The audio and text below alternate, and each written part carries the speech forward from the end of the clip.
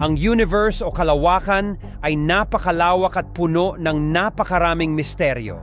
Ito ay naglalaman ng lahat ng bagay na ating alam, mga bituin, planeta, galaxies, at lahat ng bagay na nasa pagitan nito. Ngunit gaano nga ba ito kalaki? Upang mas maintindihan natin kung gaano kalaki ang universe, kailangan nating magsimula sa ating sariling tahanan, ang Milky Way Galaxy. Ang Milky Way ay ang galaxy kung saan matatagpuan ang ating solar system. Ito ay isang spiral galaxy na may diameter na tinatayang 100,000 light years. Ang isang light year ay ang distansya na nalalakbay ng liwanag sa loob ng isang taon, nakatumbas ng humigit kumulang 9.46 trillion kilometers. Sa gitna ng Milky Way ay isang supermassive black hole na tinatawag na Sagittarius A. Ang Milky Way ay naglalaman ng tinatayang 100 billion hanggang 400 billion na bituin, kasama na ang ating araw. Ang Milky Way ay bahagi ng isang grupo ng mga galaxies na tinatawag na local group.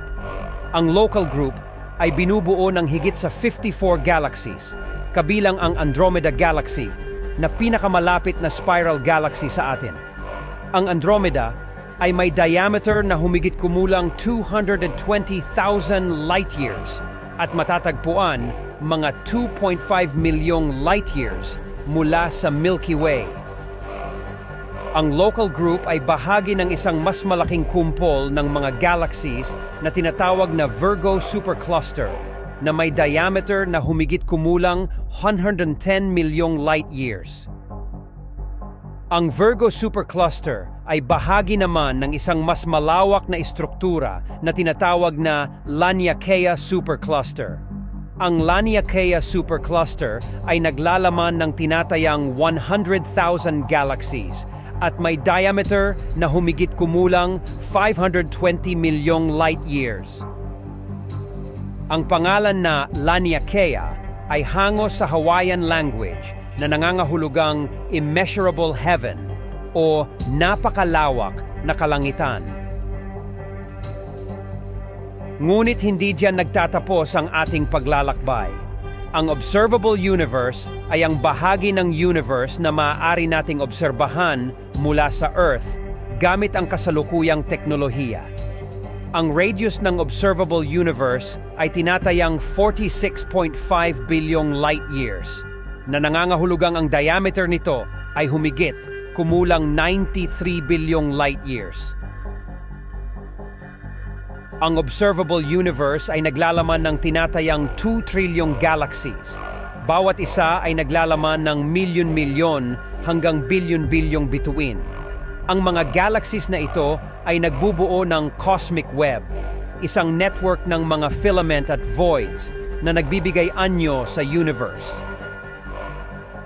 Bagamat napakalawak na ng observable universe, hindi pa rin natin alam kung gaano talaga kalaki ang buong universe. Maaaring mas malaki pa ito sa ating kayang obserbahan at may mga bahagi na hindi naabot ng ating mga telescope. Ang mga teorya tulad ng cosmic inflation ay nagpapahiwatig na ang universe ay maaaring mas malaki pa kaysa sa ating nakikita at posibleng infinite ang lawak nito.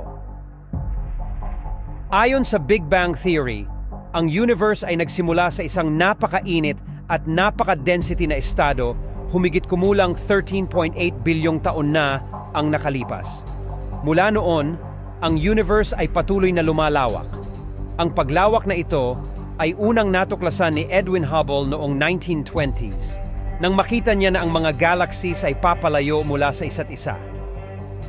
Ang Hubble's Law ay nagsasaad na ang bilis ng paglayo ng isang galaxy ay proportional sa distansya nito mula sa atin. Ibig sabihin, ang mas malalayong galaxies ay mas mabilis na lumalayo, na nagpapahiwatig ng patuloy na paglawak ng universe. Upang mas maunawaan at masukat ang laki ng universe, gumagamit ang mga siyentipiko ng iba't ibang telescope at observatories. Ang Hubble Space Telescope, James Webb Space Telescope, at iba pang ground-based observatories ay nagbibigay sa atin ng detalyadong imahe at datos tungkol sa malalayong galaxies at cosmic phenomena. Ang mga instrumentong ito ay nagbubukas ng mga bagong pinto sa ating pag-unawa sa kalawakan, mula sa pinakamatandang bituin hanggang sa pinakabagong nabubuong galaxy. Ang sukat ng ating universe ay napakahirap sukatin, ngunit sa pamamagitan ng agham at teknolohiya, patuloy tayong nakakatuklas ng mga bagong impormasyon tungkol sa kalawakan.